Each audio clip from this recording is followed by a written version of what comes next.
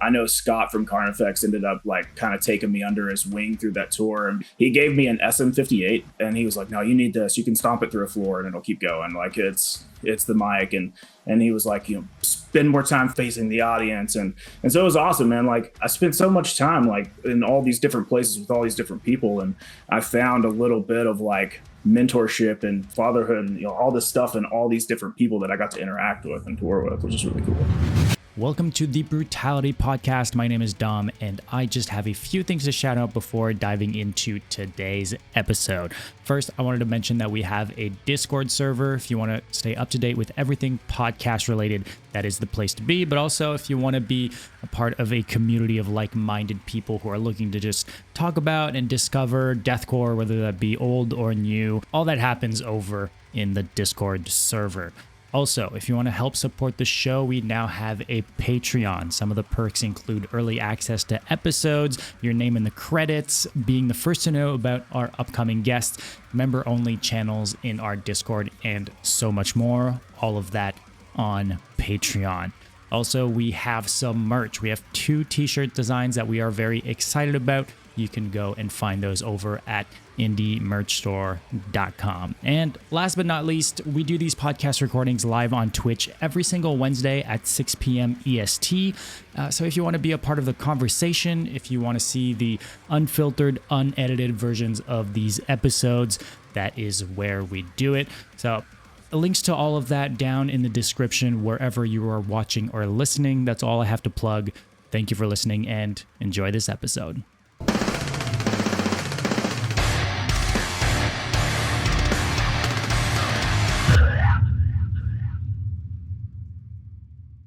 Jess, how are we doing? Welcome to the show.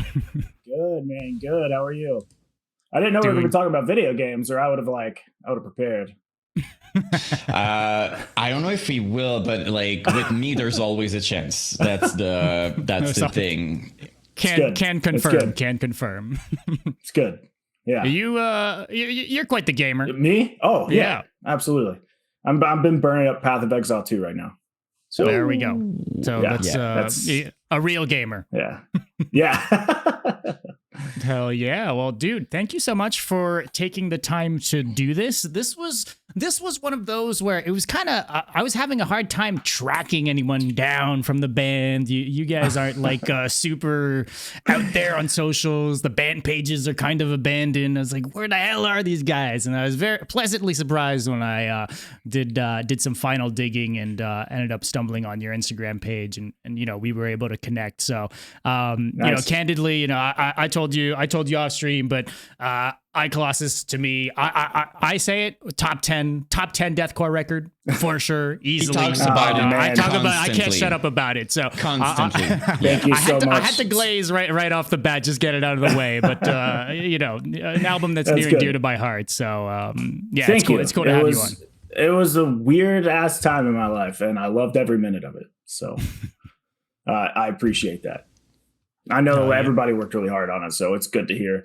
I still hear people talk about that album, and I'm like, it pops up. Actually, I moved to Austin, Texas after I quit the band, and I worked like 2 or 3 stores down from a place called Hoax Death Metal Pizza in Austin, Texas.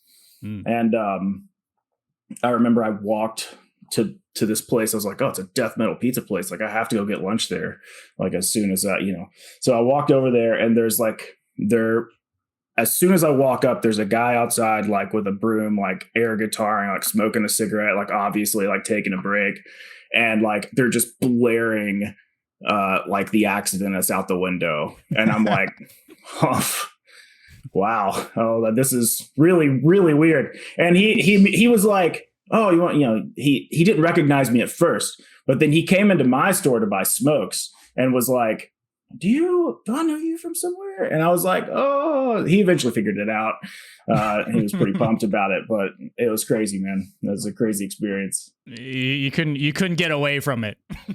Yeah, no, there was no escaping it.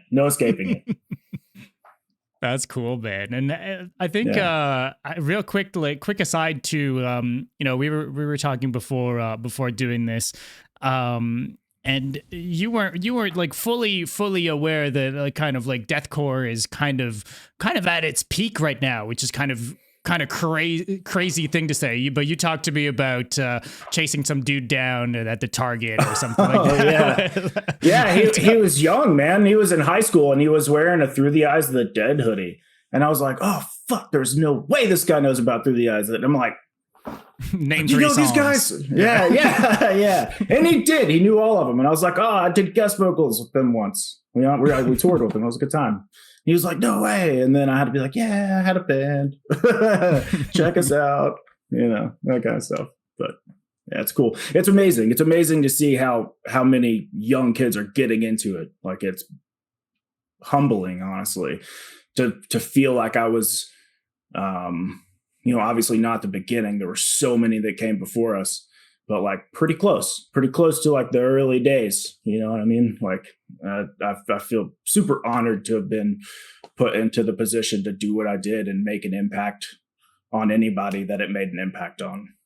Well, what we've been noticing definitely is it's always a different situation to be in the band and then the perspective that people had about your band, right? Like, like if I talk about bands like In Hell Followed With, that to me was one of the biggest things in my mind. I was just like, oh, they're huge. And when we talked with them, they were just like, dude, we felt like we're just like a really small thing, but like for so many, and it's the same thing, I'm sure for you guys, maybe you didn't realize how important you were for so many peoples. And after years to see, it's like if now people can say it, hey, like you guys were like, you see the names, and like, I'm amazed to see how many more sometimes like underground bands are being mentioned and like as pioneers and important people. So it's quite a special thing happening with that specific era, so. That's awesome. Well, like, I was a very shy person. I was a very not confident person. I had no confidence when I was growing up in high school or whatever. And so like metal, being on stage, playing music gave me a lot of that confidence. So anytime I see somebody that's younger or who's starting to show an interest in performing or starting to learn to make music, I get like that well up inside where I'm like, dude, I don't know where you are in life, but I can promise you this is going to make an amazingly positive impact on your life. Just, it's going to grow you up. That's really cool, because that's what people don't think about, right? Like, they see someone as a performer and everybody just assumes that it's like an easy thing for people. Like, it's just kind of a second nature type thing, but it's not always the case. Or the classic, like, oh, if he's a front man, he must like getting attention, or these like typical like these tropes, right? When in reality, a lot of the times that's kind of like the place where you're able to get out of your shell, right? Like, it's quite the opposite a lot of times. There was a moment between walking on stage and picking up the microphone and then performing where you just, I don't know, it almost feels like a mental health issue. Like, it's like I don't know what's it called when like you have a split personalities or whatever, but for a moment I didn't get to, I wasn't like a kind of a passive, meek guy. For a moment, I was Colossus, and there was like a distinct chance I'm going to beat the shit out of all of you right now. You know what I mean? Like, and that passion and that anger and everything that I had pent up in my life just like, came out in that moment. And I did, like, I love that. I love that about music. I love that about metal specifically. I think it's a good thing too. Like, I read a few studies about that. Like, they've been studying why people in metal are often calm and just like peaceful when they're doing music like that. But it kind of makes sense if you see it as an outlet. You know what I mean? Like, a lot of people, everybody has some anger at a certain level, right? Like, pretty much. And metal is such a good, like you just said, you go on stage and it's just like you it's a big outlet for these things, but I can understand from an outside perspective being like, yeah, sure, he's very calm, you know what I mean? Like they see people like they're crazy, you know what I mean? But I think it can be really positive, as you said. I think it can be good, almost sometimes like save some people from from their anger and just being able to express themselves type thing. So yeah, absolutely. I remember we were, I don't remember where we were. We were touring with Carnifex at the time, and like a part of like me growing up into this person was that like I didn't know how to interact with like other men that were maybe a little older than me or my age. I didn't have a father figure in the home for a long time, right? So like one of the cool things was like on that tour with Carnifex, I think Whitechapel was on that one, maybe Impending Doom. I can't remember all of them. It's been so long, but I know Scott from Carnifex ended up like kind of taking me under his wing through that tour and being like, he gave me an SM58, which was like the mic. You know what I mean? Like I remember at the time, granted it was like rusted and shit and had like all the, like he had his germs like all in it. He's like, hey, you might have to clean off a little bit, but like it'll work. Cause I was using like some kind of Sennheiser that was like mid. And he was like, no, you need this. You can stomp it through a floor and it'll keep going. Like it's the mic. And he was like, spend more time facing the audience. And so it was awesome, man. Like I spent so much time like in all these different places with all these different people. And I found a little bit of like mentorship and fatherhood and, all this stuff and all these different people that I got to interact with and tour with, which is really cool. It's so cool to hear, and since you mentioned it, I do have to shout out Scott, because even today, like he's one of the most, if not the most supportive of like the upcoming bands and people and stuff like that. You know what I mean? Like you would think someone in like we're talking about Carnifex, like it's one of the freaking big. He could have been just. He has nothing to prove. He doesn't owe anything to anyone. Exactly. Yeah. And since the beginning, we've been hearing those amazing stories about just like how kind and nice he were. And it's awesome to hear that he just wanted to help, basically. It's genuine. It's genuine from what I noticed in touring with him. He was the same way with his fans too. Like, just like the dude, other than like we would play church locations and they would have to duct tape all of their shirts and shit because they had pentagrams and like fuck words all over the back. And so it was amazing. But yeah, no, just a great people. Oh, I'm kind of like remembering doing research, looking at flyers and stuff. Wasn't it a Carnifex and With Blood Comes Cleansing? And you guys, was that not the tour? Yeah, that was it. Which now that you bring up the inverted crosses and playing in churches, I'm thinking of With Blood Comes Cleansing, which are a Christian band, and Carnifex touring together. And like, holy shit, Oh yeah, dude. We played. I think we played in Joplin, Missouri, and then like right after that. Joplin, like in a church. And I'm pretty sure like right after that, Joplin got like hit with this huge tornado. And it was all over the news. And it was like a terrible fucking tragedy. And I was like, oh my God, like there must be a God and he's smiting these people and it's our fault, like we have gone and fucked something up real hard, it's whatever. But it was a really, really cool experience. Yeah, because like let's be honest too, like we didn't have, if we compare metalcore and deathcore, we had a lot of Christian metalcore, right? Like I mean, kind of a lot, and still now I would say, but we had so many, Gisborne's Red and Divorce Pride and all that stuff, but like deathcore was pretty rare. Most of those bands were, we had Impending Doom with Blood Comes Cleansing and maybe like a few other bands, but I can see why in a church maybe it's not. Yeah, no, there's some parents that weren't happy. For sure. For sure. For sure, But, even with Blood Comes Cleansing a little bit, even if you kind of have to know that they're Christian, because just hearing the music, I'm sure for them, they're just like, well, it doesn't sound like it is, right? So yeah, I mean, that was one of the things that drew me. I grew up in a church, and it's one of the things that drew me to music. Was a little bit of that, like kind of burn that I felt from kind of being judged by a group of people that didn't really know me.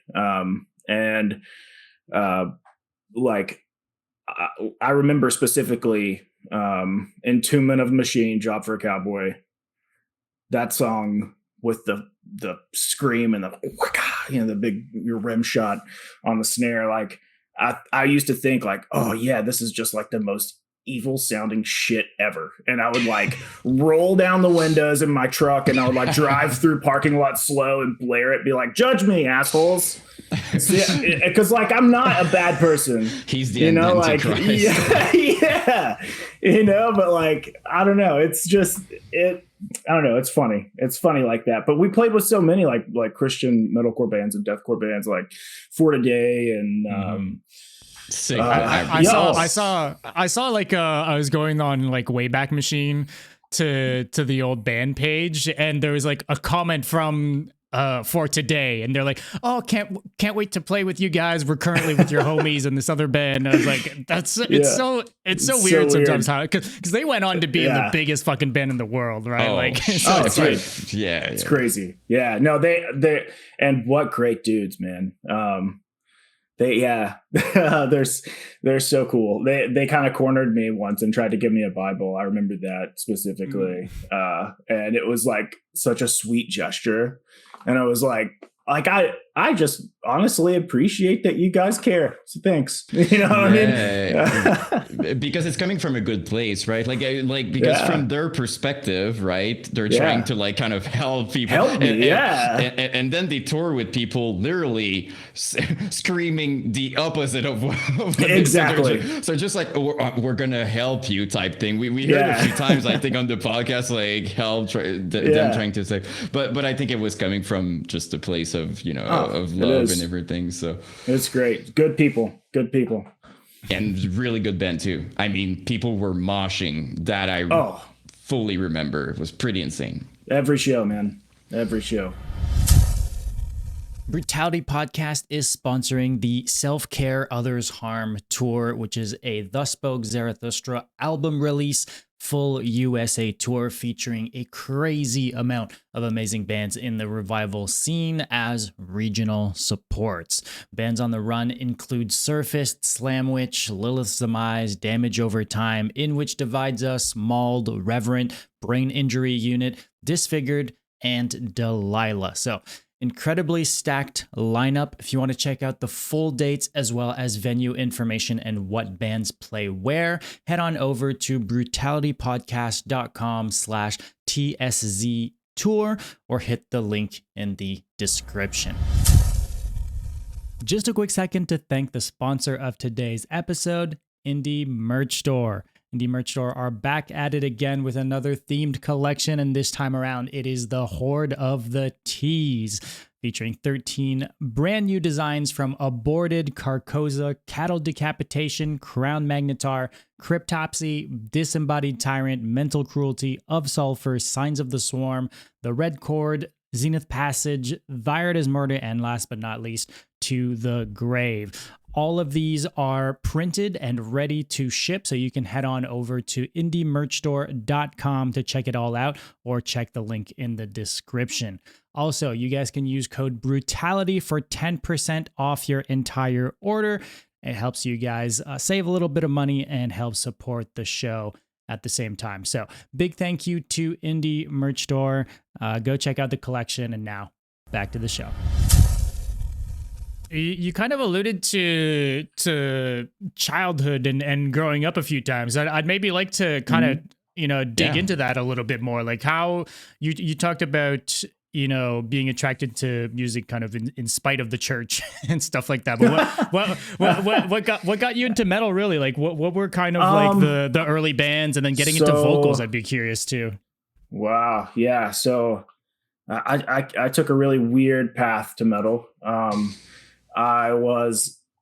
My first exposure to music was when I was 10. I joined a bagpipe band, marching band, and I played snare in the bagpipe band, right? And that led me to high school band, which led me to people that were listening to punk rock. So, I grew up cutting my teeth on like Dead Kennedys and the Ramones and Circle Jerks and all this stuff. And like, you know, it was fast paced, you know, angry, sloppy drumming. That was, you know, that was my bread and butter. So actually I was playing drums. And we were in kind of like at the time, I think kind of a post-hardcore band. I can't even remember what the name of it was. Oh, Monty's in here, so he might remember what it was called. But yeah, no, it was, it was, we moved on to death metal because I guess it was Whitechapel really, that we were hearing the most of, because obviously it was like, I mean, how many other bands have done what Whitechapel's done, right? Yeah. But and I guess for context, it was Knoxville, right? Like you guys are in the same it's city my as hometown. Whitechapel. We're all, it's super small city comparatively, right? So it was a matter of like, oh, that's so cool. Like that vocal sounds really, really cool. Like so I jumped off the drums, I picked up the microphone and I started making these sounds, and it was like working, right? So it became, I found through that I discovered things like Cradle of Filth, Danny Filth, particularly being that sound that I like am the most proud of, was the highs, that really just disgusting high, right? And then I took a lot of inspiration from Bury Your Dead at the time. It was a band that was like really big up high up on my list. I think Cover Your Tracks might have been the album that like, hell yeah, I learned to do like that angry mid-range tone with. Timeless. So good. So yeah, it just kind of molded itself, like metal kind of molded itself to what was going on in my life. And what was going on in my life was, personally, I was in a place where, you know, a person of faith, and just going about my life in a way that like didn't seem right to like the Southern Baptist Bible Belt type thing. They really harshly kind of judged me in a lot of ways and weren't very supportive of me playing music, right? And being punk rocker and wearing like cut off denim vests with patches all over and studs. And, you know, like they're like, oh yeah, you're like heading down a terrible path. Right. So I wanted to be like, you don't fucking know me. You know what I mean? And, I would go to these shows and I would see like these bands and they would just be so pissed, and I was like, I'm not that pissed in real life. Like, I want to be. Letters for Your Lies, that's the name of that band. Holy shit. Thank you, Monty. I would go to these shows and it would be like, I would see these guys, you know,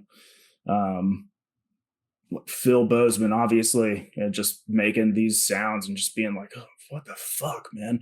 And then he would get off stage and I'd go talk to him and be like, dude, that was incredible. And he's like, oh, thanks, man. You know, like you're just, and he's just like a super, just a regular dude. And I'm like, oh man, like I can be like this. I can be that guy. I can be on stage and I can be angry and I can be tough and I can learn to be someone other than what I am now, which I don't really like. You know what I mean? So.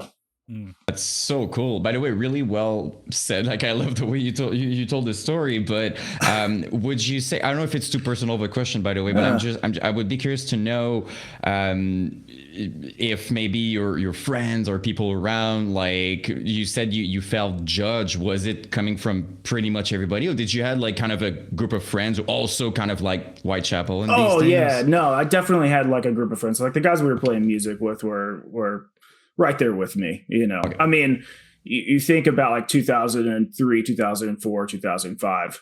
Like we were all wearing girl pants, I think, at the time. Oh yeah, you know, like they didn't make skinny fit jeans back then. Yeah, right. We went down that, you know. So I went down that road.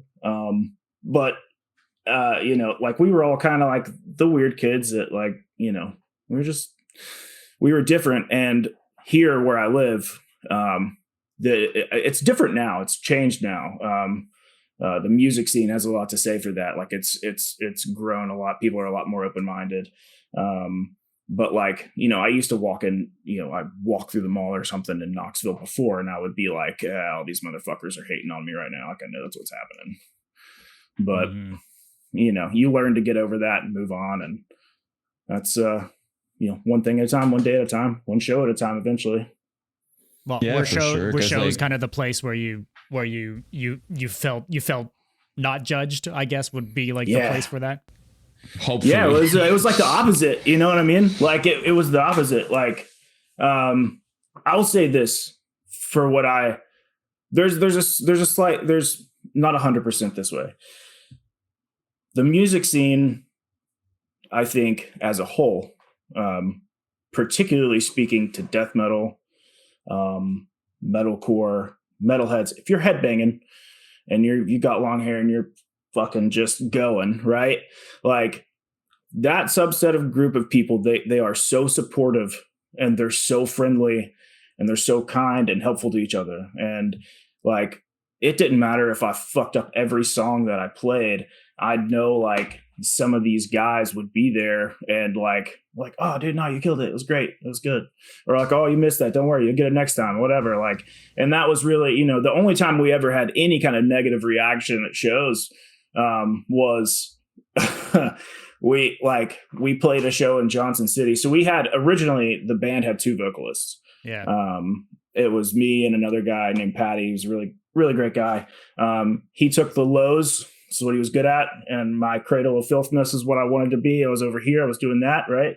And so we played a show in Johnson City and one of Patty's friends was in the show. He was up front stage singing it was a bunch of hardcore kids, like pounded him out. It turned into this big fight. And then like there was eternal hate for our band from the hardcore scene for fucking forever.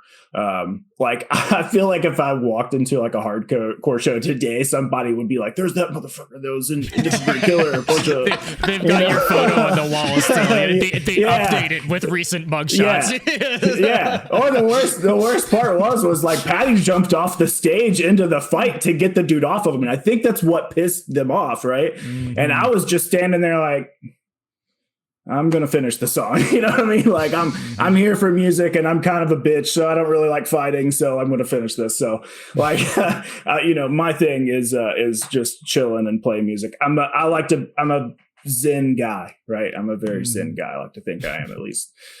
So we would get a lot of hate from those guys and I'd be like, what can you do? But overall, the music scene is a place where, or at least it was a place that it didn't matter what kind of fucking night you were having, what kind of show you played, what other bands were there, showing you up or not reaching your level or whatever. Like you were accepted, you were supported, you were lifted up. And, speaking of today's world, man, it's like if the music scene is coming back right now, in the way that it was 2006 and 2007, then I have more hope for the world in the future than, I probably have had in the past 15 years. Well said. I mean, how can you top that? I mean, it was really well said. And it's true. I think I think one of the most beautiful thing is just to find a community, because we tend to forget that not everybody has like an easy upbringing or whatever. So finding a community like that from the outside looks like like psychotic people hitting each other, but like I think all your correct me if I'm wrong, but I think your perspective instantly changed the first show you go in your life. The very first time you're exposed to that, you're like, these people are actually kind and chill and really nice, man. It's such a different perspective, and it's so welcoming. Like you're not going to go to a show and worry about like somebody gatekeeping metal from you, right? You're going to go to a show, you're going to hear this band, somebody's going to be like, "Oh yeah, that was fucking sick. Yeah. Oh dude, yeah, you like this? You should check this out." I mean, like maybe you don't know this, like listen to this band, or like, somebody's there passing out CDs, you know what I mean? Like it's a very welcoming community. And I want that to come back. I want it to, or no, I think it's here. I want it to grow. I want it to continue to grow. Was there, cause you kind of mentioned, being influenced by seeing Whitechapel and their success and what Phil was doing and all this. Was were there a lot of other people like that in Knoxville specifically? Like, was there like specifically a deathcore scene in Knoxville because of that? Yeah, man. Like, I probably can't remember all the band names. Watch the chat here in a minute. Monty will start spitting them out. And Truth Be Valor was there. Amidst the Mannequins. There was a bunch of bands, and some of like really quality stuff coming out. Like there was, of course, everybody had stuff to clean up, right? It's music. We all can play better, right? But it was amazing. Some incredible Knoxville bands. That's cool, because I think early on it was kind of hit and miss where there were like big, specifically deathcore scenes. I feel like in the beginning, a lot of scenes, you were a deathcore band and you were kind of forced to just play with other types of music because there just weren't that many. There weren't enough deathcore bands to do an all deathcore band show, or you hear a lot of these scenarios where deathcore bands would not know where they sit because it didn't really jive with the hardcore scene, but it didn't really jive with the death metal scene either. So you're kind of just like, fuck, like what do we do, right? But it's cool. It's cool to know that maybe in Knoxville, you know, there's probably enough to go around. But you were also saying that it would kind of be multi-genre shows and it'd be fine too, anyways, right? Oh yeah, no, absolutely. And I think actually, like globally, I think that's kind of a good thing. Like, I think it's great that bands are getting exposed to different genres, you know, different fans are getting exposed to different types of genres of music, because like there's so much stuff out there that isn't like Colossus, right? Like you like this, but like we toured with a couple of bands that were very different than us. Kiss for Jersey, Oceana, you know, like some, dude, like shit like that. Yeah. So like, you know, that stuff's like, and I think eventually down the line, and I could be wrong about this, but like you see more of that crossing over and influence in bands themselves. I mean, you look at bands like Periphery and Polyphia and like bands that like fucking shred, but they're not like your traditional classic metal band, as you know, it's not Cannibal Corpse, it's not, you know, whatever, like it's its own thing, right? And like it's cool to see like it feels like metal just kind of shapes and evolves, and I think a lot of that has to do with being exposed to other genres, whether it be on tour or, you know, festivals, whatever. Well, we often have this conversation, but you guys specifically, that kind of deathcore is a rare thing that we barely see anymore. We talk about it all the time because it's Dum's by far favorite kind of deathcore, right? Yeah. So we talk, and even me, I like it a lot. But you guys really stood out in that way, I think as well, because there's we had like a handful of those bands, you know, even back then, the more technical, melodic,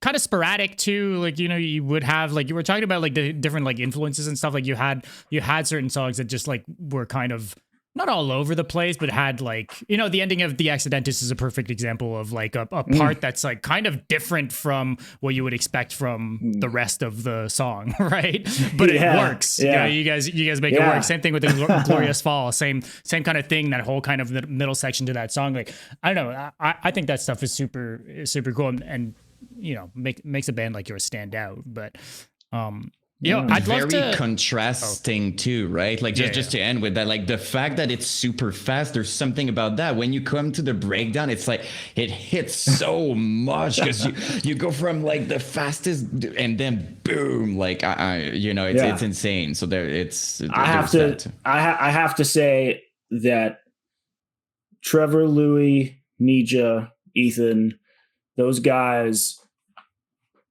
the amount of work that they put into that fucking album and those tours was unbelievable.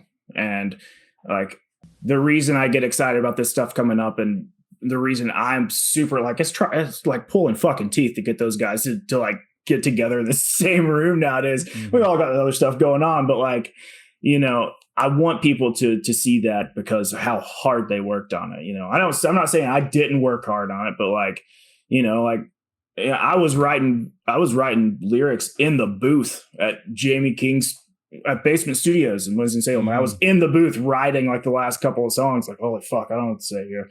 Like stressing it out like in the last 3 days. And because we had to drive like across country to start a tour, like literally in Seattle, like 4 days later or whatever.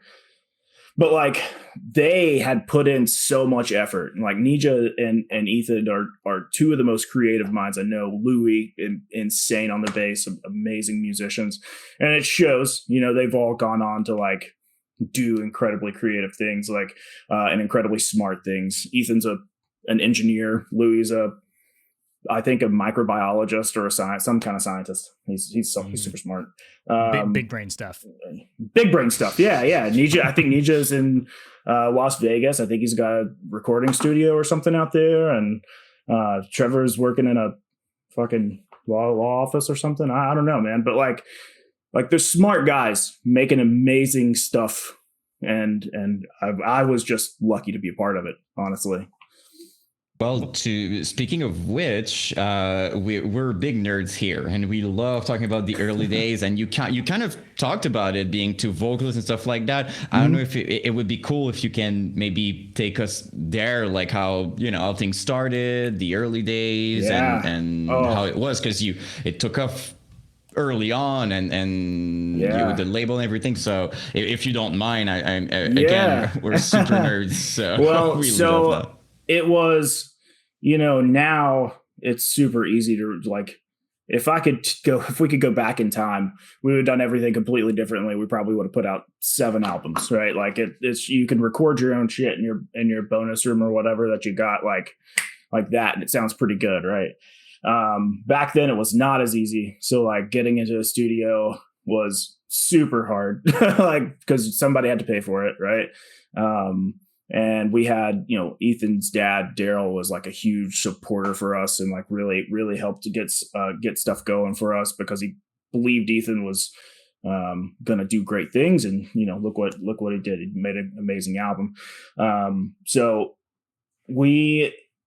starting off, it was, it was ridiculous. I started on vocals. I realized that I didn't understand what a low was or how to do it. So like, I was like, okay, we'll bring somebody in else that's going to do that. So Patty came in with us. There was a guy named Kyle was playing bass with us at that time. He amazing dudes too. We went through a couple of drummers over time. We finally found that sweet spot. We had already toured a couple of times, like small little tours, or we had played a couple of shows, not tours. We played a lot, and we were starting to grow pretty quickly. We went to a small studio in Knoxville, Sound Layer, which put out a bunch of cool albums from local Knoxville artists. And we recorded a couple of songs. We put them on MySpace. The Accidentist ended up getting like some crazy shit, like 2 million plays on it at some point. And I was like, the fuck is happening? Like, is this really happening? Like, I can't believe this is happening. Well, just to linger on that for a second, like how was that for you guys? Like you guys just kind of put out these 2 songs and then this song is doing fucking numbers on MySpace. Insane. What was that like for you guys? Like, were you guys getting, I'm assuming, we'll get into Rise and all that down the line, but I mean, I'm sure you guys were getting some attention more than just comments, right? Oh yeah, man. Like it was definitely like, I was never super privy to a lot of the behind the scenes stuff because I'm kind of an aloof guy in a lot of ways. So like, I'm here for the ride and I'm going to scream in a microphone. I'll carry stuff if I need to, whatever. So I let the smart guys. That's more than a lot of them are carrying stuff on top of doing vocals. Sheesh. Yeah, man. Hey, I did use the, I have to man the merch stand excuse a couple of times. Right. Okay. We had if you were manning the merch, then chill. But it's gotta happen. Right. So there was a ton of response from that. Like it started showing at shows, like going out, and that gang vocal at the end of The Accidentist being the thing that like people hooked onto, right? Which is like really funny because I think Patty wrote half the lyrics of that song. I wrote half. And like, I don't even remember. I think I was like watching One Piece or something like that, like the anime.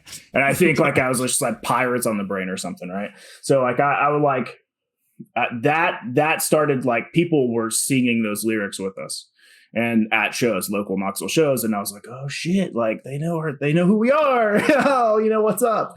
Like it's just so, man, it's trippy. Like I don't know how to explain it other than like, you know, these guys are like hype about something that we made, and we were just doing everything we could to hang on because it was kind of going faster than we were, right? Like we were kids, man, like kids. I didn't know my ass from a hole in the ground at the time, right? Like it was amazing how fast this was taking off, and we were just trying to soak it up and keep it together till we could make something out of it. I mean, we picked our fucking band name out of a DVD case. It was the movie's called From Hell, and it's about Jack the Ripper, obviously, right? Because we were all legit, like all of us were obsessing over Whitechapel at the time. So Ethan was like, "Oh, let's watch From Hell." Yeah, okay. So I pulled out the titles and everything, and one of the titles in that movie is A Different Breed of Killer. And there's a scene in there where Johnny Depp's like talking about like Jack the Ripper and all this stuff that he does, and he's like, "Altogether a different breed of killer." And I was like, "Oh, that's hard as fuck." Like that's so like that works. And then we put it. I remember we played a show at this place called the Electric Ballroom. It was super early days, and we showed up, and they had our set list on. We had put the set list out, but they had put us on there. It was as ADBOK. And so like I just heard people like, "Who the fuck's ADBOK?" You know what I mean? It was like one of our first shows, and I was like, "Oh, nobody knows who ADBOK is, right?" Yeah, like so that stuck. That never left. ADBOK stayed. There was no leaving that name at the time, but yeah, those were the earliest days. We were just trying to. I played keyboard for like 5 minutes. You know what I mean? There was like a couple of months there where we had some keys involved. Well, those two demo tracks had a lot more like pig squeals, and then the other thing is pretty heavy sense in terms of like even like in the recordings they're loud, like they're very present, especially compared to, you know, the re-recordings later on, right, where you guys kind of ditched the synths altogether, right? Yeah, that was Patty. That was his strong suit, was the guttural stuff and the breeze, you know, all that stuff was going down, and I just couldn't do it. Be straight up with you. I was like, I don't know what the fuck all that is, but I can make this sound. You know what I mean? Like, I'll do that, right? And eventually we turned into musicians somehow. Like they were, I mean, it was crazy. We were just playing shows, and I mean, those guys were. I'll say this: I eventually turned into a musician somehow. You know, coming from a background in drumming, metal vocals was a huge. It made sense to me. It clicked. Because it's rhythmic beyond pitch and beyond, you know, and like that's been my favorite part of watching deathcore and death metal evolve over the past few years, is how rhythmic those vocals have gotten, and just how intense it's getting. But you know, yeah, the sound definitely molded itself around what we were capable of doing as we grew. And you're talking about shows. Do you remember? Because you said like it was kind of, you know, you had to go out of your comfort zone, right, to be the vocalist on stage. Do you remember how you felt the very first show? You know what I mean? Like, do you remember how it was for you to just like, I cannot believe I'm going to do that? Yeah, I threw up. Yeah. Wow. Okay. I threw up beforehand. Yeah, that was scary as shit. 8 miles down. Scary as shit. Yeah, man. It was wild. Yeah, it was wild. But like, it didn't take me long to figure out that if I detached that timid part of my personality from this character that's going to be on stage, I'm just acting at that point, right? And then I'm just got to act like a super confident, angry, you know, metal vocalist. So it got easier with time. Oh, for sure, but it's still what people don't think about is just, you know, once you're on stage, right? Like it changes, but like there's this whole moment before that that you're just like, I'm going there to do that, and there's like people and so yeah. You walk in and the adrenaline like, kicks in. Oh yeah, before that gets there, yeah, no, you're just shitting your pants trying to remember the lyrics, like, and like after I had that happen to me again at the end, like after I had quit, and I think Clint had come in to take over vocals, and I was like, he was like, come do a guest spot on one of these shows, and I'm like, okay, sure, what song you want to do? He's like, I want you to do Colossus. I was like, okay, and I got there, and we had a couple of beers or whatever before the show, and then I was starting to like sit there and I was like, holy fuck, wait, like I don't remember the lyrics. And I looked out and this place is packed out, man. And I'm like, oh, and I was like, quick. I was like, does anybody have the CD? And I was like, we need to go back and like hit the lyrics real quick. And so I did that. I remember sitting in the bus, dude, we had this, that's the weirdest. Joe Bad talking about getting piss in his face brought back so many memories. And so anybody that has toured same has as had him. some We're going to need you to experience. elaborate on that. Yeah. yeah, we're there. We're here. We're here. We had this bus that was like, it was like an old school, like shuttle bus. Right. And I don't remember who it was, but it was like stripped out and we had bunks in it. Like there were 2 bunks on one side. There was a futon on the other and somebody was sleeping the floor. And that thing was like such a piece, man, but we lived in it for so long. Whoever slept in the top bunk, like, I don't know if it was Trevor or who, but I don't know if you guys know those bus windows that like they're big panes on the sides, but at the very top, they like slide open. Right. So you got to pee and it's like 4 a.m. and everybody's asleep. Well, whoever it was, I'm not naming names, but they would just slide the fucking window open and then just like hang their shit out and like piss out the fucking moving window of the bus while we're going down the fucking interstate. But like, that's just such a like, there's so many weird instances where like pee is involved in touring. You know what I mean? It's super fucking strange, man. Like just drunk people and sleeping at people you don't know's houses. And man, there's some fucking stories I could tell you. But yeah, no, they're good. They're very good. So that's awesome. But like, I'm also curious, you know, like you've talked, right, the demo, MySpace, the shows and everything, but like there's eventually offers and stuff like that. There's other recording, there's stuff like that. So like, I'm kind of curious also because like, first of all, Rise is like, back in the days for people, for context, Rise Record was like one of the labels you wanted, but it was a bit special because it was mostly known for metalcore mostly, right? Like it was more Divorce Preda and all those bands and stuff like that, which is cool, I think. At the Throne of Judgment was a big... Throne of Judgment, super cool band as well. So I'm kind of curious to know how it went for that, you know, for like having offers. Maybe you had other offers, no idea, but like if it went that well on MySpace, I'm guessing it was kind of sick moment. So that's another one of those things where like I didn't know all the super fine details, but I will. We did play a show with Whitechapel and Johnson City, I think somewhere up there.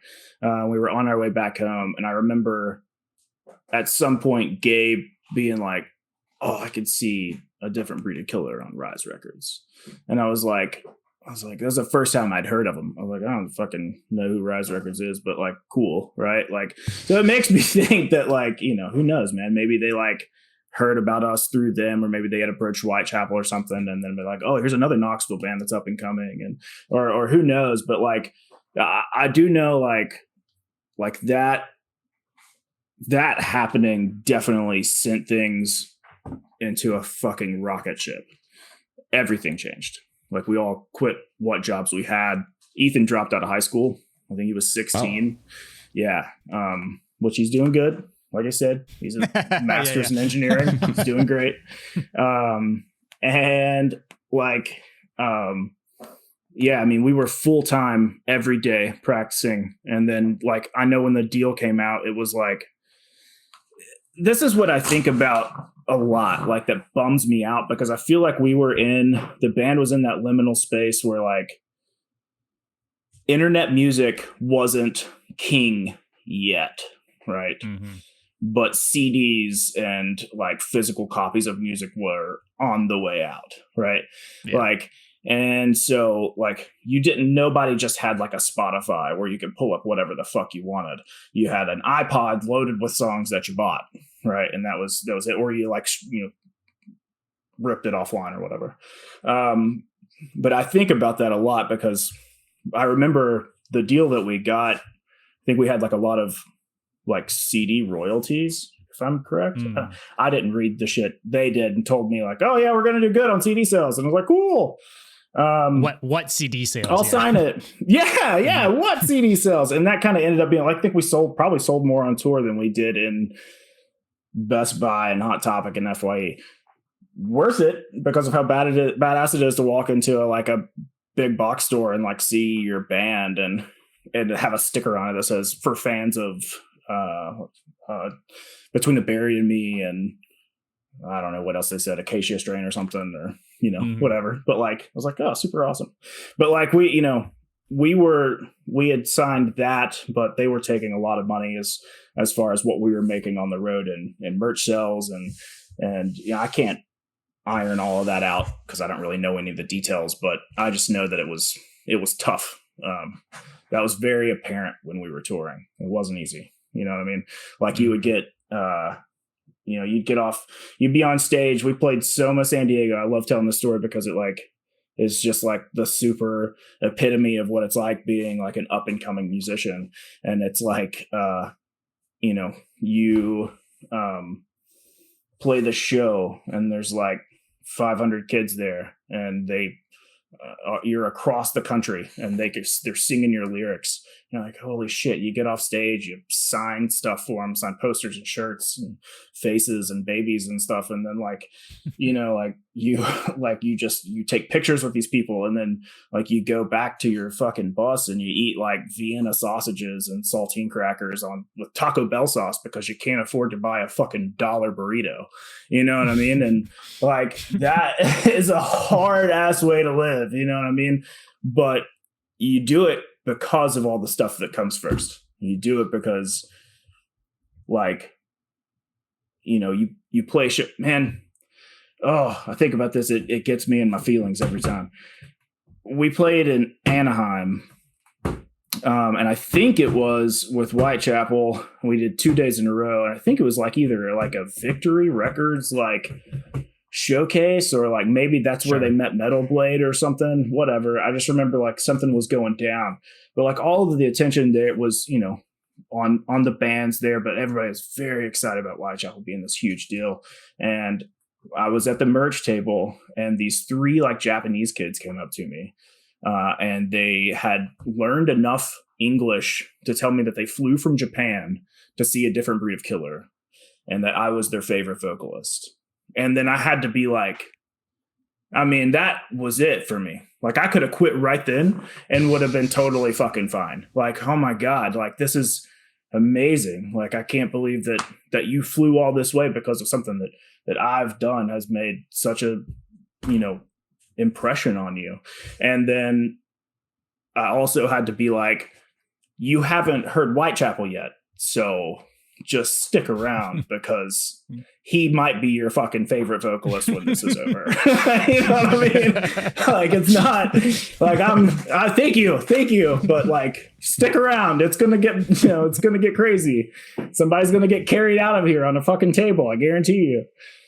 Oh. That's so cool though that they flew. Like, how cool is that? Like it's not like, I mean, it's a big freaking thing. It's awesome. But I get your point though, because like I know we said it many times on the podcast, but to me when I was a kid, I would see these bands like Blind Witness and Suffocate, and in my mind they were living the life, almost in a mansion. And so I was like, oh my God, they made it. Like they're making so much money and stuff like that. And a few years later, I'm watching interviews these bands on Victory Records and Media Scare. And you're like, wow, little did we know, Yeah. I was like, oh, so I would, with my part-time job almost was living almost better than a lot of those bands, and we just didn't know. That's why we love doing this, by the way. It's cool. It's the perfect occasion. First, it's fun because it's interesting, but second, it shows people the amount of dedication and passion required to even do like one tour. Yeah. Honestly, like just to do one, it's already just, you describe the van and it's something, right? So we love those details. We're here for that's the craziest part is that like you do all this work to get to that point, to be in that van, to be on tour, to go through the shit where you're in fucking all the stories that I could tell, but like you're, driving through Mankato, Minnesota in a GMC Suburban with the window broken out because somebody stole your GPS in Sacramento and it's fucking negative 19 degrees and you're showering in the venue and there's no hot water, right? Like, and you haven't showered in 30 days. Like that stuff is tough as shit, but like you do it because you're making that impact and you're getting to do something that you love every night. And, the cool thing is the momentum that you build and what could happen at the end of that because of how, like, if anybody's watching this and you're a musician, you're playing music, if you want to take your game to the next level, play as many fucking shows as you can, go on tour, do whatever you can. Because like, if you can get to that point where you're playing 28 shows in a month, like my vocals were the most peak they ever were at the very end when I quit, and it was just because of the repetition and the practice and the work that I got to put into doing it. Yeah, and you said because we talked about that you were two vocalists, right? You were doing the highs, you was doing that. So what kind of happens? Like because something changed, obviously. Yes. So I'm kind of curious to know how if it's not got used to doing lows. Thanks, man. Thank you. So Thank you. It was intense. It wasn't too long after we got signed. So the move was, we get signed. We had I think 2 weeks before we wrote like half of, maybe a little less than half of that album in like a couple of weeks before we went to the studio. And then I was still writing lyrics in the booth, right? So we weren't there yet, but like we had a couple of weeks, right? We didn't have a whole lot of time. And we were just having, a little bit of trouble getting, people there, and life gets in the way sometimes, you know what I mean? So the band went separate ways with the bassist at the time, the other vocalist, and love them, no hard feelings. It's just we have to do what we have to do to be efficient. And like I said, this was moving way faster than like anybody knew. So it was like, just hold on, you're going to have to do it. Like, so, it was writing that album, and learning in those 2 weeks and really learning to focus on bringing lows into the equation, afterwards. And which, we like, I feel like Phil actually did a guest spot on there a couple times. And so like, that was really helpful because like at the time I was like, I can't do this. You know what I mean? Like I was like, I suck at this.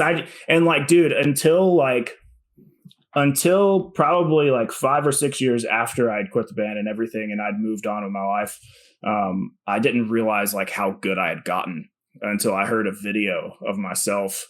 One of the ones that you put on Instagram today. And I was like, oh damn, dude. Like I really like, why didn't I just stay in there a little bit longer and just put those vocals to use? Because I really could have recorded some crazy shit, which, I'm always back at it, but it, at the time, like I was so peak.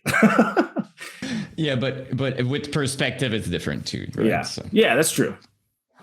There's also, I don't know. Cause I went through putting down, I don't, not to make this about me, I'll make this short, but I used to do inhales in my band my old band, and then moved on to doing exhaled lows. We recorded an album where basically it was my first exhaled lows ever. Which is seeming like it's kind of like a similar scenario for you, is like very early on in you trying to do lows, right? So it's one of those things I can kind of sympathize with I guess looking back on it and being like, fuck, you got so much better after the fact, but at the same time, like, it's a staple in time and it is what it is. But I understand the feeling is what I'm trying to say. Well, and the pressure. It was a lot. It was a lot of pressure. And honestly, like, looking back on it now, like what I think my vocals could have been on Colossus, like I'm kind of glad they weren't. Like there was a lot, like it actually influenced a lot of what I wanted to do moving forward, because I focused more on the story of Colossus, was like a super brainchild of Nietzsche's. And, we worked really closely on putting that together and making it happen. And he wrote a ton of songs and tons of lyrics, and what came out was amazing. And everybody had input in it. But like that story to me wasn't going to be portrayed to someone by reading it in the leaflet, which is what I had to do most of the time when I was listening to metal. Like, what the fuck are they saying here? I don't get it. So like what I want to do is I want to find a way I really want to enunciate these words. I really want to give people the opportunity to hear this real time and know what I'm saying in a way that's like they're feeling it. And so like enunciation was at the forefront of my thoughts when I was doing it. So it's like that pressure on top of like trying to do something that wasn't really being done too terribly much that I knew of at the time, which was trying to make it, legible in a way, I guess, that's not the right word, but it's incredible for me to hear that, because if I'm honest with you, like when I heard Colossus and stuff like that, my personal favorite were the lows, like out of all the so like you're telling that. Damn, and I'm like, dude, really? Thank you. Like, you. Not kidding. Like even listening to it now, like because you said vocal change and stuff like that, I think I like it, honestly. Like it didn't feel like out of place, or they're even really cool. And I think also very suiting the fast-paced technical, you know what I mean, kind of thing. So you're saying that, and I'm just like, oh really, that was my favorite vocals on the album. So you never know also it's perceived, right? But you're always more critical when it's I get it's that. your work. Yeah. I'm always tough on it, but dude, that means a lot. Thank you. I appreciate that. It's weird still to this day. Like anytime I go to record things, like I'm working with a guy. So Ethan and I still record music and stuff, occasionally, sporadically. We're on a pretty good streak right now. And I'm recording with a guy who's also he's wanting to get into vocals, doing a lot of metal stuff, and I've just been coaching him up kind of this whole way through, and like it's been so incredible to watch him go from being like, I'm like you can make the sounds, we need to fix your tempo, we need to put like more attack at the front, and you need to be more purposeful about what you're doing here, or whatever, like really coaching him through it and watching him grow and things like that. And it makes me go like, shit, man, like I need to get my lows back. I need to get like back in the game on the lows, So I'll be like, yeah, I'll throw a high here on this, and we'll record it and make it sound pretty good. So, but I miss doing the lows every once in a while. And while we're talking about vocals, according to you, because you toured, you did all of it, you recorded, and you still do vocals and stuff like that. What would you say is the most important thing? Because people talk about range, they talk about, like doing highs. Oh, you were talking about enunciating and these different enunciating and stuff like that. What would you say? And it's a tough question, right? Because there's so many important things. But like, what would you say is the kind of essential thing to work on, especially as for maybe upcoming vocalists and people who want to do it? Well, I would probably say, in the experience that I've had, because I've done a lot of this, actually, funny enough, like whenever I would get to like being in a band that breaks up or you go your separate ways with is like breaking up with a girl. It's really fucking heartbreaking for you and you think back on it a lot or whatever. Like that's what it's like. So like I would get to missing the band and missing playing music, and I would I would go on YouTube and find kids that were doing covers of my song, and I would just like comment on it. Like, hey man, this is great. Like let's just hold that sustain out a little bit longer. Like push this. This is awesome. Like they didn't know who I was, and they're like, who the fuck is this guy? And I'm like, oh no, that's my song. But like, you're doing great, man. Keep it up. Like, so I would do that. But anyways, like I think if I had to say what the most important thing is initially, and what I see the most from people is, and Nick, the guy that I've been recording with a lot right now, he says it in a really great way, which is like, artist theft in a way as a part of like the growing musical experience. Like you are going to be influenced by those that are around you, and you are going to take parts of that when you make your sound. With whatever bands I was driving around in my car and screaming along to, I was taking that tone from them. And so when I actually started touring, one of the things that I did was I actually stopped listening to metal.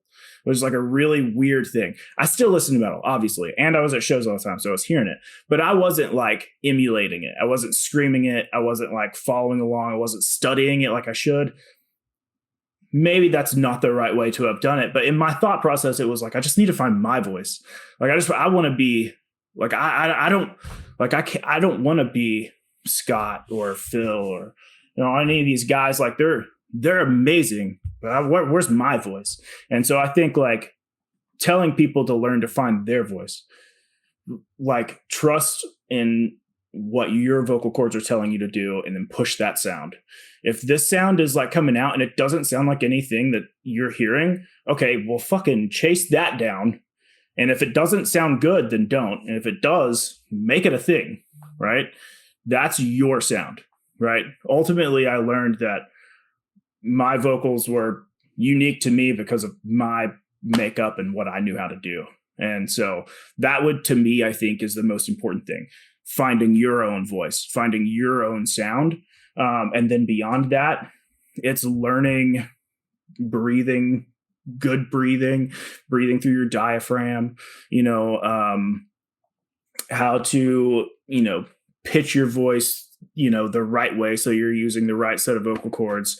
There's so much when you start digging down into it, there's a lot of technique that you can learn to help you. And if you are going on tour, you want to learn that shit, because if you're not, you're going to have surgery on your vocal cords. It happens, people all the time. Right. So, what we do is not like, there is a very specific skill to it. If you've done it before, right. So, find your voice, right. And always think about what that is, and then push the technique. That's what I would say. I mean, it's really well said. I think it's a really good advice, because we talk about that a lot once again, but like back in the days, you would instantly recognize like all the biggest bands and stuff like that. You hear Phil, it's Phil. Yeah. You heard like, what I mean? You hear Mainor, it was Frankie. You hear Oceano, it was Adam. Dude. It was kind of clear and stuff like that, as opposed to try to do something that exists Black already. Dahlia Murder, Trevor, dude. Like I could fucking hear him in my sleep, dude. Like I would wake up and be like, I know what band that is. Like, dude, I didn't even need music. I know exactly what band that is. You know what I mean? It's a really good advice. Yeah. Difficult to do, sure, but a really good advice. For sure. I think harder and harder to do, because we're exposed to so many more bands, but also now have so many, and some people think of this more harshly than I do, but I think there are so many resources now on how to do vocals and how to do the trendy vocals that are in right now, that it almost becomes like everyone's doing that. Like everyone's doing that. Everyone has that one sound. Which, I think, I would have wished that back in the days we had YouTube tutorials aside from that one, Phil Bozeman video that we had to try and learn vocals. But that's right. That just wasn't the case. Right. But now it's like, I don't know, it's a different reality. So I think a lot of people kind of have maybe more of a similar starting point instead of just trying to do whatever until something clicks, right? Which is probably an easier way to find your own voice than to fully just go off of like a formula, right? Yeah, absolutely. It's beautiful. I mean, like anytime I go back to the mic, I'm always intimidated.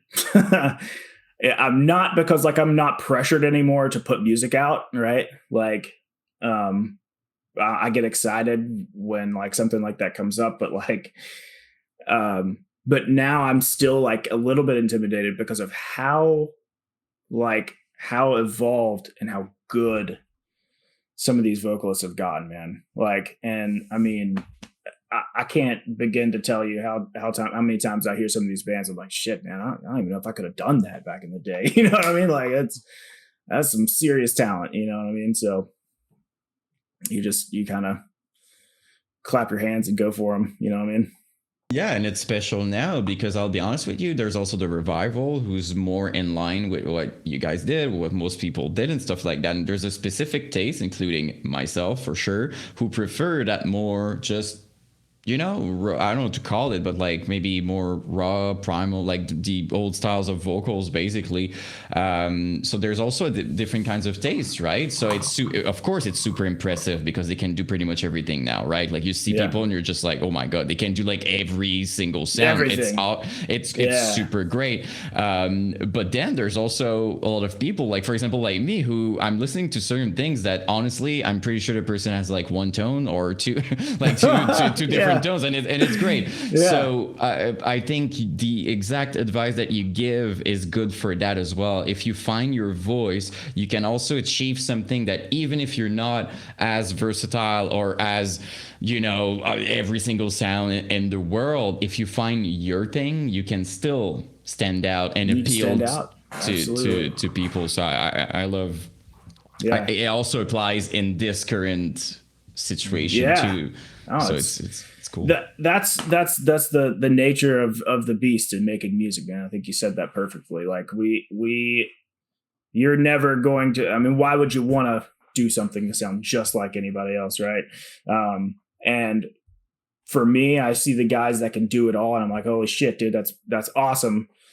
I'm gonna keep doing what I do. Like recording now, like my focus on writing vocals in the past, the past couple of months, right, working on this most recent project is like something where I really wanted to have that sound, that old sound, like early ADBOK, like when we were first learning it.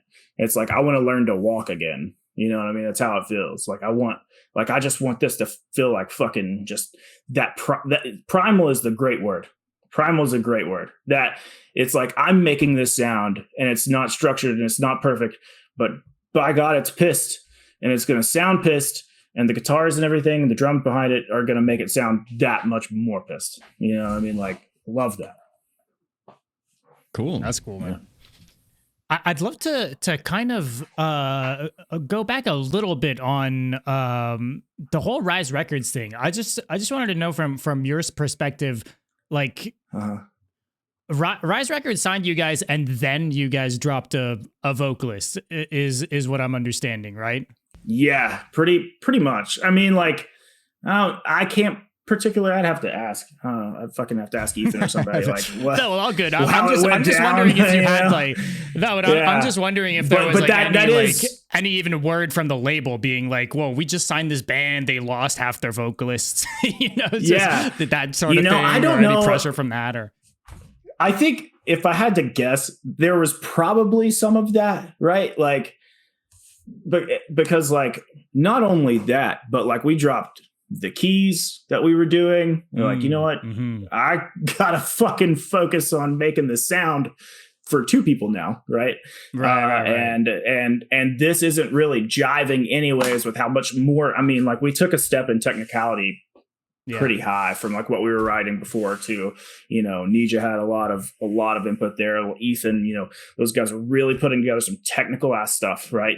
Louis was throwing down some crazy shit. And so it was like, we gotta focus on what our sound is. And ultimately what was dropping off with the vocals, it was more about making us an efficient band in the sense that like, we are, you know, we got to be able to do this, and, you know, their schedule's not aligning, and this is how it's going to go. I think I can handle it. I'm going to fucking do it. Right. And then the keys, it was like, fucking, we don't need it. We don't need it. The music's going to be enough anyways. It's just going to get busy. Right. Like, so yeah, it wasn't like, I'd say they were probably, when they heard the album compared to what the MySpace stuff was, they were like, oh, what the fuck is this? Like, this is like some, there's a lot more death in this metal than there was before, right? There's a lot less, like, you know, there was almost like this feeling of like that, like we're leaning closer to the Devil Wears Prada, where we were kind of like, maybe we were verging in that direction of the Oceanas or whatever. But like, we were not, we were pulling away from that. We were going closer to that, you know, that deathy tech sound. Shore. Yeah, definitely. I know, yeah. but I can only imagine for them, because it makes sense, right? Devil Wears Prada and stuff like that. So like, they felt probably like they had found the deathcore, the Devil Wears Prada band type thing. So they're like, that's gonna be perfect for a label. We can go into deathcore with the Sins. They're super happy, and then, then you do like, and then it was like, just fucking no. And they're just like, where are the keys, man? Yeah. Like, what happened? And it might have been that way. Like, I feel like like a lot of the bands that we were touring with, I saw tons of like exposure, and whether it was like AP Magazine, Outburn, whatever, like, you know, getting like 2-page spreads and stuff like that, and like we had like a quarter of a page in AP with just like the logo there, you know, like, I don't know, like maybe that's what it was. Maybe like, they're not the band we thought they were. Fuck them, you know. I don't know.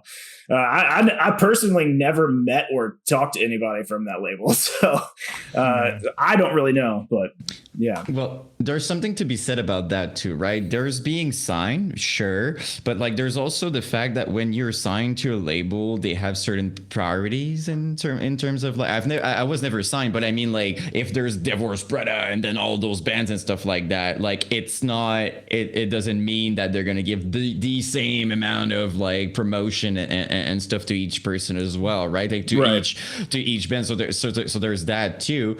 But I'm pretty sure, like, you're mentioning the Sins and everything, for sure it was a big part of their appeal, and just like, they fit on our label, you know. They thought we were going to be perfect for them, and maybe we were, but fucking, I guess we had different things in mind. I don't know. I don't think we even thought about it that way. I think for us, we were like, fucking, we need to make this shit the best music that we can make it, right? And so when we go in here, we weren't focused on like I never gave it a second fucking thought. Trendy, what or they whatever, were doing, or what the label wanted, was. And like, man, we were just gonna make what we liked, and what we thought sounded good. And if nobody liked it, then fuck it. We tried. You know what I mean? We're here, I think, making music. My take on the Rise thing, it personally, is they got you guys, the Red Shore, Those Who Lie Beneath, and At the Throne of Judgment, like 4 deathcore bands, kind of all exactly at the same time. And I have a feeling that was just like, hey, deathcore is popping right now. Let's have a hand in some smaller bands and hope that they blow up type thing. And like, we'll see what happens. But I think it was kind of I feel like it was a testing the waters type thing with like, okay, let's dip our toes into deathcore. But I don't know. I don't even know if they had necessarily. I never really thought about it that way, but that's actually that's a very good point. It's a very valid point, actually. I never really thought about it like that. Because I mean, all those other bands, like Those Who Lie Beneath, were one of the most brutal fucking bands ever. Like they weren't expecting like choruses and synths on that music. No, so you know, not at all. Yeah, not at all. Yeah. I man, dude, those are some good times, man. Those are some good years of music.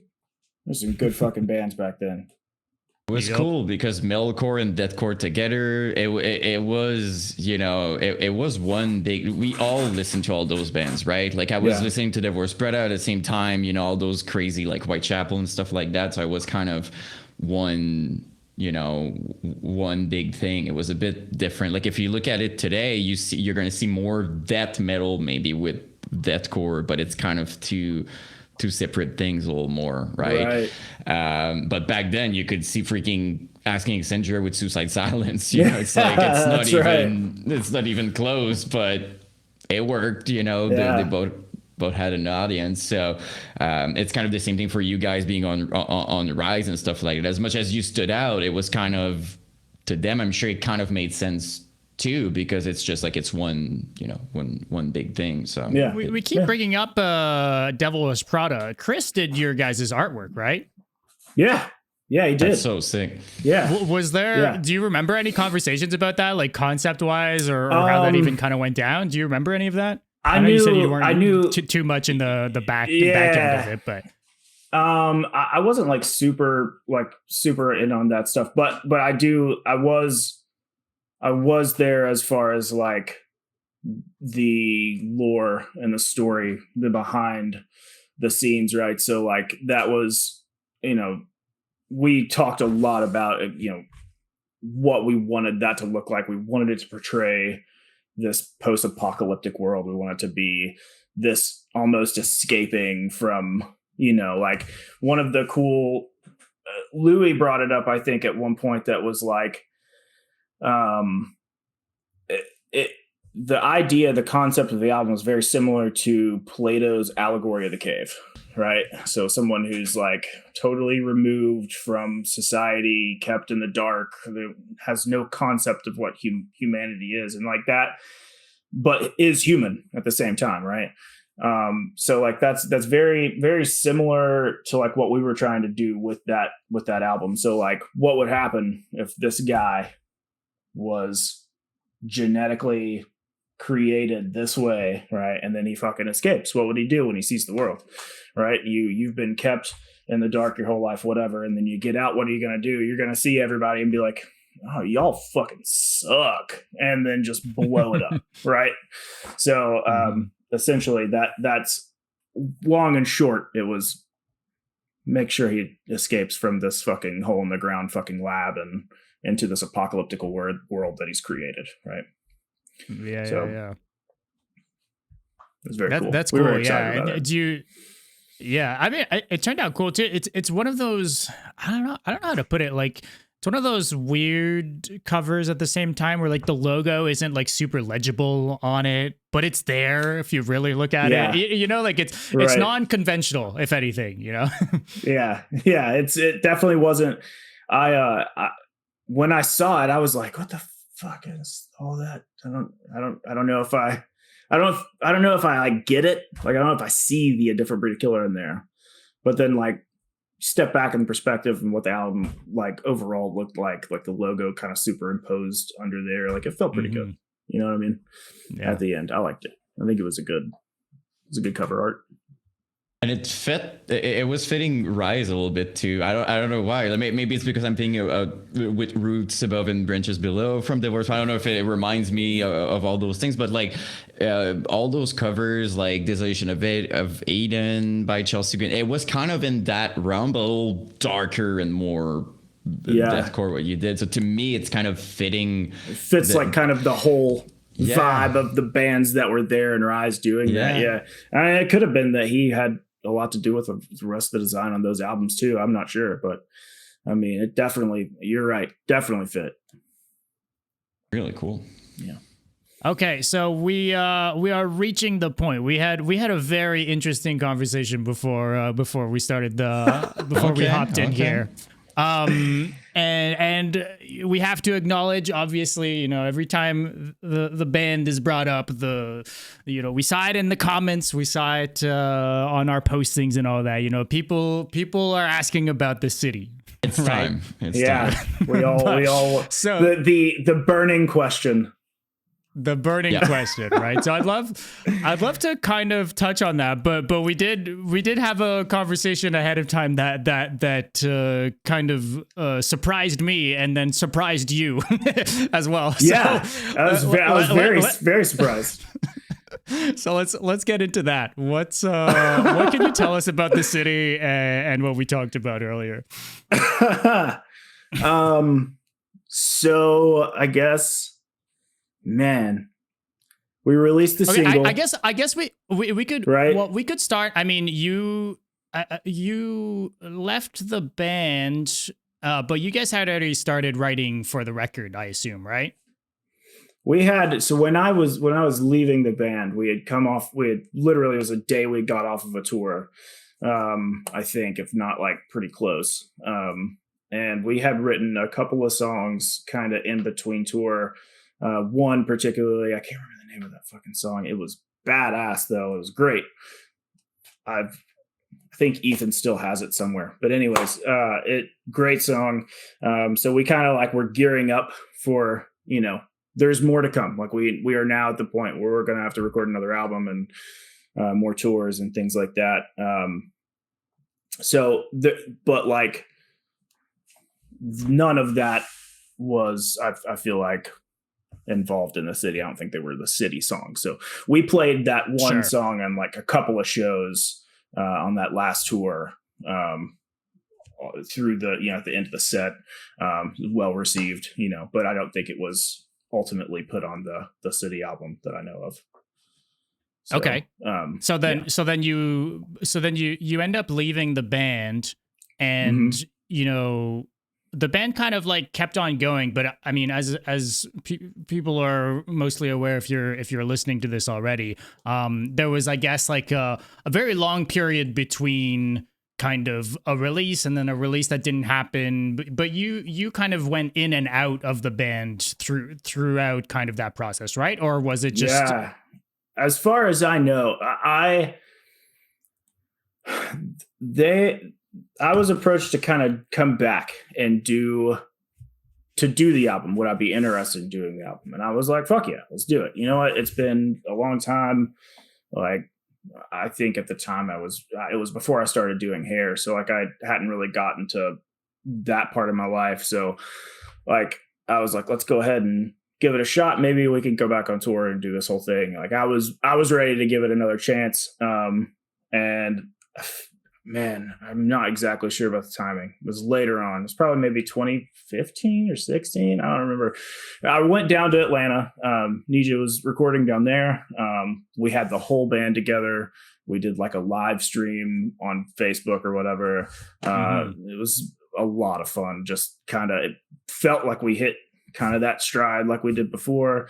We recorded the Devouring Storm single, which was a lot of fun. I actually really enjoyed that. It was a really good writing process. Well, I didn't write any of it. It was a good recording process, and Nija's a fucking genius with music, man. Like he writes some great stuff. And so does Ethan, man. He was, I'm sure, right up in there. But I recorded that. Had to come back to Knoxville. And then I just never really heard much more about it, honestly.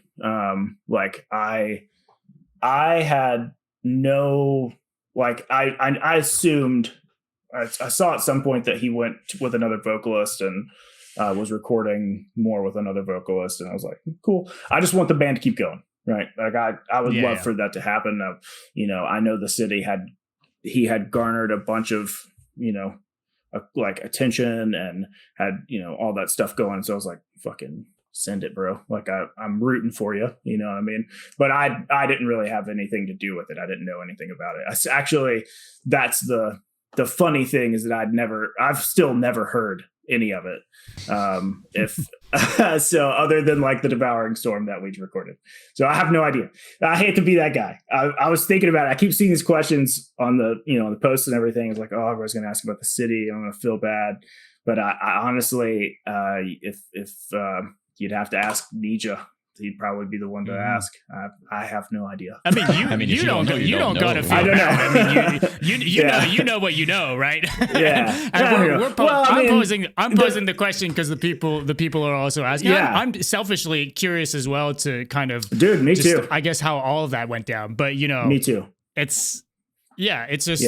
I don't know. It's one of those weird scenarios. I think like a lot of people kind of felt, I guess mostly just burned because of there were like GoFundMe's and stuff, right? And then ultimately nothing really came out of it. But the confusing thing to me, and this is, goes back to our conversation from earlier. The album exists. It's just not. Apparently, I found that out today. It does. I had no idea. I do now. I've learned that today. So, but it's just, it's I don't know. I hate it. And I feel bad because like that band was like a child for me. You know what I mean? Like we were just a bunch of kids in a fucking attic writing music and being pissed and learning to grow up and, living the musical life and doing some things that nobody else had ever done in our town and just being really proud of there was a lot of pride for that band. And like I can't begin to tell you how much the people who listen to that mean to me. The people, the fans that were there at all those fucking shows, that bought our t-shirts, that, we talked about how much t-shirts are reselling for on like Depop or whatever. Like, like I saw a guy told me that somebody sold one of our hoodies for like $175. And I told Dom, I was like, dude, I gave one of those fucking things away for a hot dog in California. I really did. I really did. So, so I got slighted too, man. All right. Where's my $175, dog? No, I'm just kidding. But like, I hate it because of how much love these people have had for the band and want the music to come out. And I have a lot of respect for that. And I wish I could deliver it, but I'm not the guy, unfortunately. Well, it's also because for you in your specific situation, it's just people are going to assume that type thing. You know what I mean? Like that it's you and stuff by I've been grilled. I've been So- grilled about it. Yeah, by lots of people, and I can't. I just have to be like, I don't know, man. But dude, that's kind of why we're here at the same time, though. Yeah. It's important for us that people can say these kinds of things because like there's so many assumptions on every level on everything, especially if there's a bit of negativity. People are really quick to be like, oh, that's it. So that's kind of one of the most important things that we're doing is just to kind of clarify on those things and hopefully people can be like, oh my God, wow. Maybe people watching are just like, oh shit, I kind of gave him shit for nothing. So that's, what I mean? Who knows? If you gave me shit, I forgive you. I don't care. It's cool. Oh, well, so full circle, beautiful moment there. But it's one of those things, right? Especially being the face of the band for so long. It's just people are going to assume like it's, it's also crazy kind of the age that we're in where, even me doing some research on this, recently, but I've been a fan of the band for fucking ever and like lived through it. But even then, finding information nowadays of like timelines of when things happened and members leaving and coming and all of these things, if it's not like a relatively big band, is kind of like impossible to do. Like we have some archival stuff for MySpace pages and stuff, but it's super like minimal. You can't click on any links. It's very so it's really kind of like if you weren't in the circle. Dude, I wish I could go back and click around on that shit, dude. I would love to dig through our old MySpace page. I would pay money. I'd pay money to go on MySpace and click on our old page for sure.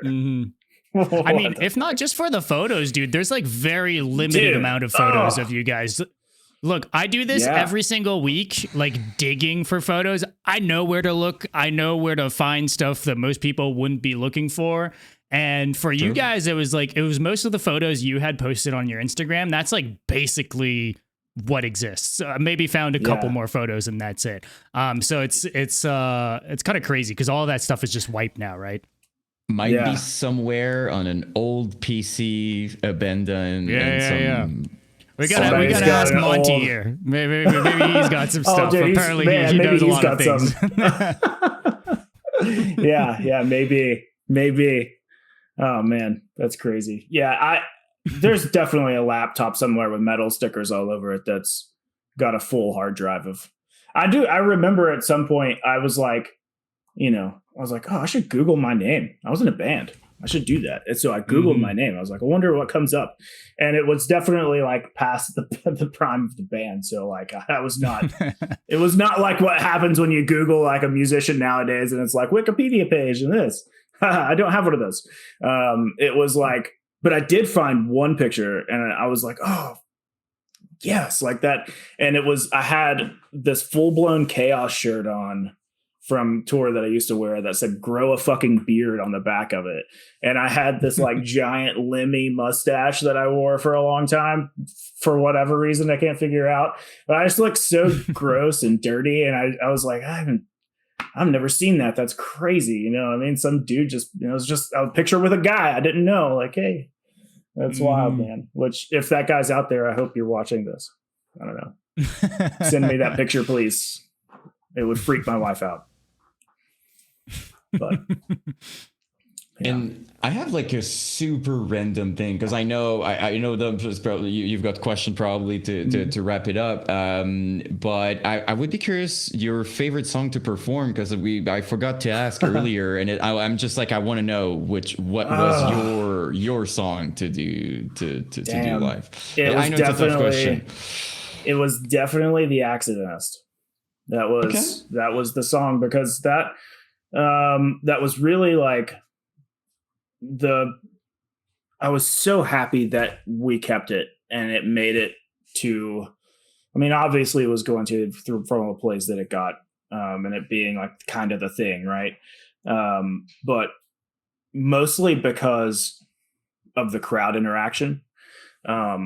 Like you had some people that knew every fucking word of every song on that album in some of the craziest places you never ever heard of. And I could just stick the mic out and they got it. Right. And I love it.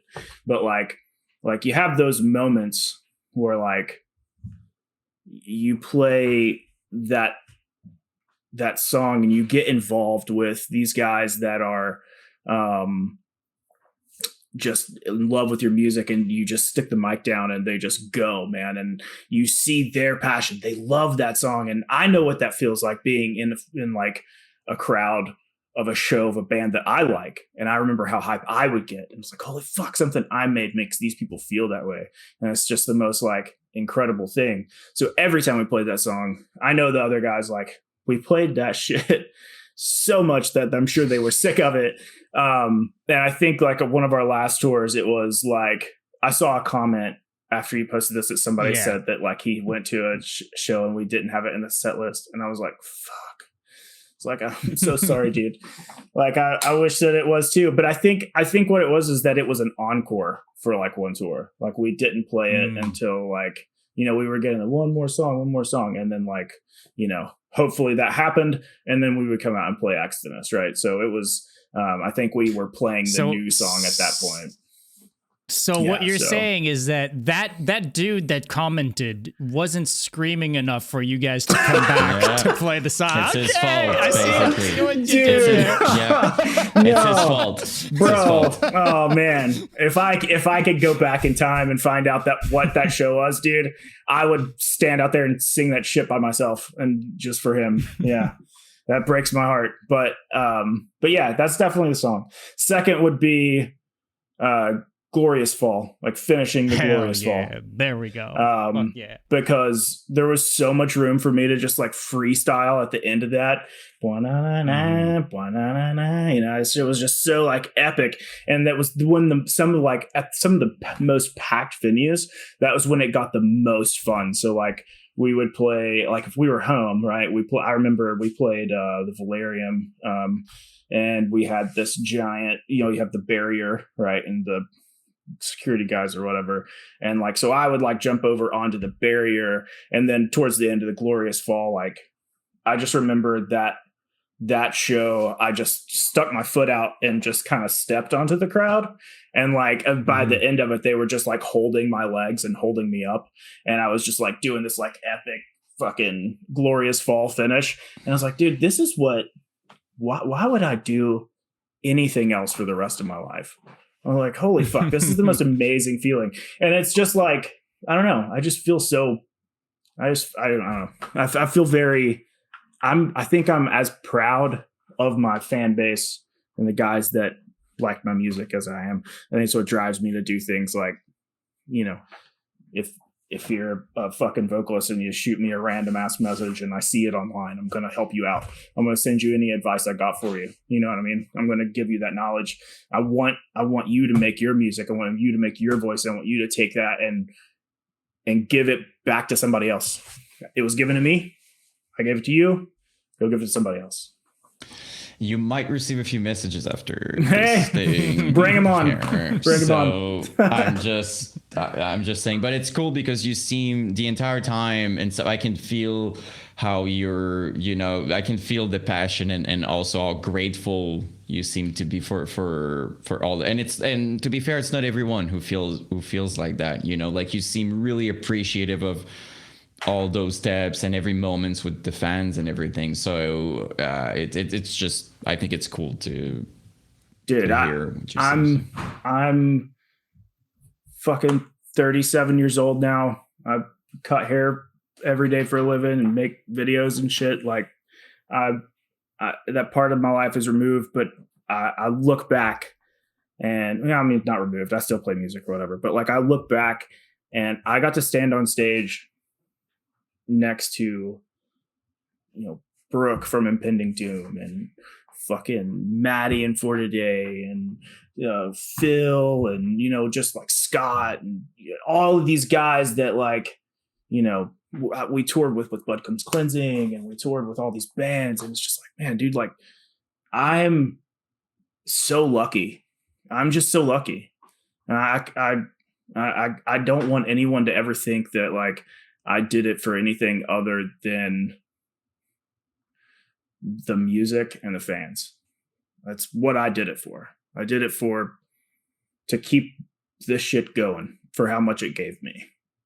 Well, if I can reassure you, it really came across the entire conversation. I can speak for both of us. It just came across the entire time. I mean, like, it's really someone who would not pick up on that. I mean, my English is freaking terrible, and the entire time I was just like, I could pick it up every sentence. It's actually really cool for us, you know, to hear that, because once again, I don't think you know how many times Dom was bringing up your band and then what you guys were doing, you know, the whole time. And you guys are one of those bands where every time it's being talked about, the comments, the community, people, like you had like a cult following and still have it now. So for anybody who's listening, there's nothing cooler than to hear that it was for all the right reasons, right? So I'm commending you on that. I mean, look, we haven't had that many. We really haven't had any of those on the show so far. Cross my fingers, knock on wood. But you know, so sometimes, how do you say it? Don't meet your heroes. You know, sometimes people turn out to be worse than what you think. So there is that. Right. But. I mean, and Monty said something super cool, by the way. I rarely point it in the interview, but like, I think it's really cool. One of the most genuine people I've ever known. Proud to call him a friend. Boom. Super nice comment. I wanted to, you know. My dude. Imagine how awkward it would have been if I thought it was something my nephew's here. And then... That's my nephew. Really? Hey. Oh, yeah. Hey. That's awesome. River, my guy. Coolest uncle, I would agree. That would definitely, I mean, it's dude, that's actually pretty cool. That's trippy to like, you know, I was probably out of the band when they were like all my nephews were getting old enough to like appreciate music, right? And so like I know that River and definitely one of his friends, I think his name's Colton, they're like big like metal guys now, right? Like I remember they told me they're going to see Lorna Shore, and I was like, fuck yeah, you are. Like enjoy that, because that's gonna be badass. Like are you into metal? Like are you, you know, but like, you know, it was always weird when they were getting to the age where like, you were in a band? Like, oh, let me hear it. And I was like, oh yeah. So like it's cool to see them, and you know, they're starting their own little journeys and wanting to play music and stuff like that. So, you know, I mean, I say little, they're like adults now, but you know, it makes me feel old as fuck. But the weirdest thing is that every time someone talks about 2009, in my mind, it's not so far, right? No. Like when I'm just like, oh, 2009, and then you realize, and you're like, oh God, you know, like when you see like, oh, this album 20 years ago, I'm like, oh, no, no. I mean, Different Breed of Killers, 20 years next year, right? It was dude, like 06. It's like, is it 20 years next year? Yeah, dude. Oh my God, dude. That's something. You know, there was a guy message me on Facebook that was like, you know, there's like, you guys are, I love you guys. I want your band to play again. Like I would pay to fly in everybody. And like he was like making, you know, all these wild claims. And I came up in 2009. So I get really scared of promoters, right? Because like I've had my shit pushed in by promoters, right? Like be like, you know, have to be like, dude, you got to give me that $200 or we're going to starve to death and not make it to our next show 13 hours away. Right. So like, but you know, this guy seemed legit. Let alone and genuine, have your plane tickets out. Yeah. Yeah. And I was like, dude, I would fucking, I'm down. And so I started sending out text messages like, guys, we're going to do this. We're going to like come back together and do a reunion show or whatever. And they were like, just fucking crickets, bro. They would respond to me at a moment's notice at any other time. And then I asked them to play a show and they're like, no. So I tried. Sorry, people are pointing out, but it's true. For 20 years, it would be pretty awesome. You know what I mean? It'd be amazing. It'd be amazing. I'm going to keep trying. To get them together. I mean, I'm recording music with Ethan, so might as well, you know, I see him all the time. So I just got to get three more of them. I'd love to kind of land the plane with that, actually. If you can if there's anything you can speak to making music with Ethan and whatever you're working on right now. You said you were kind of on a streak recently with recording some stuff. Do you have any plans around that? What's going on there? Yeah. We got one song that's getting there. It's called Immerse. Ethan has consistently been writing. And him and Nija are very, very similar people in the sense that like they're very particular about their music that they're writing, and it's got to be perfect before it comes out, right? And I know Ethan's that way, and like, and so like he would just write, and so I know he's got like at least 5 songs, full EP, right, for sure. And I'm like, dude, why don't you just like post that shit somewhere? Like, somebody wants to hear it. Like, it's amazing. It sounds badass. And you know, it doesn't have any vocals on it or anything. And so I was just like, let's fucking. So the project, is titled Ember, is what he's calling it. And it's in its infant stages, but it's got legs, man. It's good shit. Like, we're not trying to like reinvent the wheel. Like I said, for me, it's wanting to learn to walk again, like play some 2005, 2006 shit and like let it eat. And so that's about it. There's not a whole lot to say. Like I will say this, that there will be a Facebook page. I'll send it to you whenever. There we go. I'm sure it'll come up, and there'll be a Spotify, so you guys will have it, and you can share it wherever you want. But you know, if there's a guy out there that's playing music today, they will definitely be playing music still. So you pester them about it enough, like they're making music somewhere. We don't stop. It's in us. Well, you say you don't have a lot to say, but I heard what I needed to hear. You said 2005, 2006. I'm here. You know what I mean? That's that's half of what I'm still. That's 98% of what I'm still listening to. So there's definitely an audience for old school stuff. Yeah. I'm just telling you. I mean, our entire community is basically that. If I'm being honest here. I love that. It's cool. Really amazing. Yeah, man. Well, dude, thank you so much, man, for taking the time to do this and being so open with us. You share a lot of stuff on here, and this was a really, really fun and insightful conversation. So, dude, thank you so much. Glad to be here. It's an honor, man. I love what you guys do. I just want to say that, like, I've had the opportunity to scroll back and see some of your stuff, and it makes me happy to know that you guys are out here, musicians and fans, and pushing it and like keeping this shit going, and for the right reasons. And so keep doing what you're doing. And if you ever need an old fucking washed up death metal guy, you holler at me. I'll come talk to you. Thanks, man. Well, it's the same thing for us, right? Like, we were both really happy when it was confirmed and stuff like that. It was just like, oh my God, we're going back in time. But that's what we love doing. All those stories, especially what you shared, as you went in details and what was going on in your head, being judged, stuff like that. All these things are extremely important. It might seem sometimes just like, is it pertinent to the story? It really is. Like, all these details are great, and you never know how much it can inspire people. So really the pleasure is for us. It's Thanks, great, guys. Appreciate it. Thanks so much. Hell yeah. Well, we'll keep in touch. I sent you some things, and keep you updated with all the new music. Thank you. I'll let you know when we got something for you. All right, man. Enjoy the rest of your night.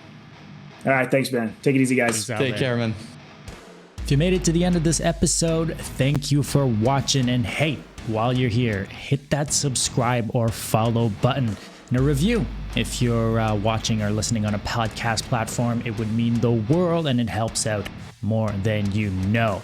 A big thank you as well to all of our supporters over on Patreon and on Twitch. New episodes every week. Links to our Patreon, Discord, and socials in the description. We'll see you soon. We're out.